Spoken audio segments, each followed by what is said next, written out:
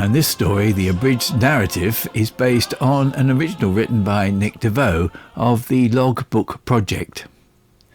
In his opening lines, Nick states that it must have been surreal for a group of downed airmen hiding in northern France to see their names on posters made by the occupying Germans in September 1942. The poster describes the fugitives as English. The crew of the RAF Wellington bomber, piloted by Donald Bernard, comprised of navigator Raymond Glenser, wireless operator Albert Bucknell, front gunner Ralph Foster, and rear gunner Howard James. Of the 4 names listed on the Nazi poster, the first, Bernard, was born in St Lucia, whilst the second, Glenser, was from New Zealand. Donald Bernard left St Lucia, where he was born, at the age of 11, and eventually commenced training with the RAF in 1937. With Britain woefully short of pilots, Bernard served firstly as a flying instructor. By January the 11th, 1941, Bernard had completed his first tour of 25 missions. His second tour commenced on March the 27th, 1942 at RAF Waltham with 142 Squadron. Bernard remarkably survived all the way to September the 16th, 1942, when his life would take another remarkable turn. On that evening, along with navigator Raymond Glenser, wireless operator Albert Bucknell, front gunner Ralph Foster and rear gunner Howard James, Bernard Wellington joined 368 aircraft on a bombing run to Essen. As they headed for home, rear gunner James reported an attacking night fighter. The Wellington was lethally struck, however, and, rapidly losing altitude, Bernard instructed his crew to bail out. Miraculously, a huge field opened up ahead and Bernard touched down with a sliding, noiseless, fire-free stop just 40 kilometres south of the English Channel, near the town of St Omer. Bernard spent the night in a nearby wooded area, receiving assistance from a nervous French farmer the following morning. He spent the second night in a barn belonging to another Frenchman, but the next day found himself pursued by a German search party. Incredibly, Bernard avoided 25 soldiers armed to the teeth, one of whom eventually got to within 4 feet of his hiding place in a hedgerow. On day 4, on the run, he discovered the German poster announcing that an RAF crew were being hunted down, bearing his name and that of 3 other crewmen. With the assistance of more locals, Bernard moved on and arrived at a renowned underground safe house belonging to Norbert Firin. As part of an escape route, Norbert and his wife Marguerite and their 3 children, Monique, Genevieve and Gabrielle, provided a safe passage to many downed airmen during the Second World War.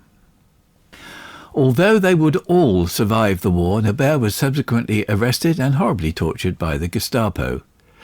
Marguerite continued in her husband's absence until she too was arrested and sentenced to death. With their parents captured, Genevieve and Monique continued to shelter fugitive airmen. Having been similarly assisted by French farmers, Glenser was already at the Firin house when Bernard arrived, followed a few days later by front gunner Foster.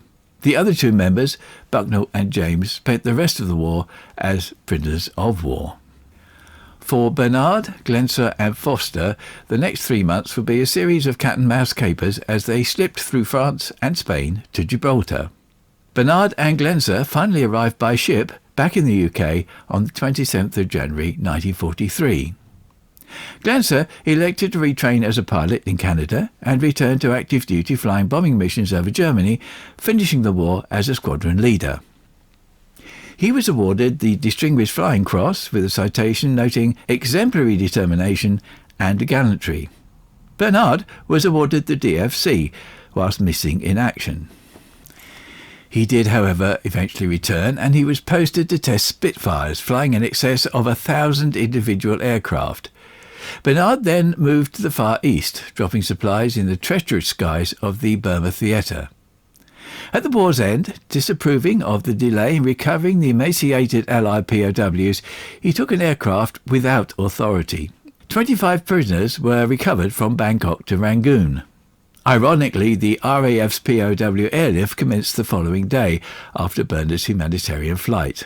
After a full court-martial, he was dismissed from the RAF. Nick Devereux's research led him to navigator Raymond Lenzer's daughter, Tricia, a New Zealand writer who authored a book for teens entitled Telling Lies, based on her father's wartime experiences. Tricia went in 2008 to visit Légion d'honneur awardee Monica Fillerin, and also the safe house in France where her father and Bernard found shelter. Nick Devereux says he's honoured to have Tricia Glentzer's autograph and his father's RAF fighter pilot logbook, which is worthy of a follow-up video by CRHnews. Nick states that Tricia's novel, Telling Lies, along with her encounter with Monique Fillerin in France, uniquely qualified her to also represent the selfless service of the Fillerin family, by extension, and all those who provided assistance to the escapees through France and Spain. Within her one signature, therefore, resides the entire legacy of this fascinating story. The crew of Bernard, Glentzer, Bucknell, Foster and James, as well as the Fillerin family, are remembered for their incredible sacrifice and stoic service. Donald Bernard from the district of Choiseul in St. Lucia leaves a phenomenal legacy of skilled piloting and selfless service. And thankfully, his story has been captured in a fascinating book by Colin Pateman and Oliver Brooke called Unwanted Hero. This is John Rhodes with CRH News.